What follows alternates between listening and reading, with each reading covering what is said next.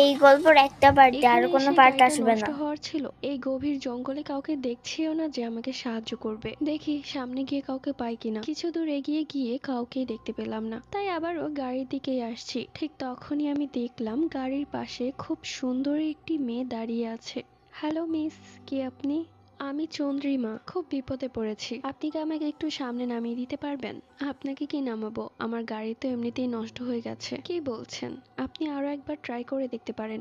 না, আমি অনেকবার ট্রাই করেছি কিন্তু গাড়ি চলছে না। লাস্ট একবার ট্রাই করতে পারেন। ঠিক আছে। এটা কিভাবে হলো? কিছুক্ষণ আগে আমি এতবার ট্রাই করছিলাম কিন্তু কোনোভাবেই গাড়িটা স্টার্ট হচ্ছিল না, কিন্তু এখন হয়ে গেছে। যাই হোক, থ্যাংক ইউ আপনাকে। বাই দ্য ওয়ে, আপনি এত রাতে ঘন জঙ্গলে কি করছিলেন? কি হলো চন্দ্রিমা, আপনি কান্না করছেন কেন? আসলে সত্যি বলতে আমার এই দুনিয়াতে কেউ নেই। আমি আমার এক দূর সম্পর্কের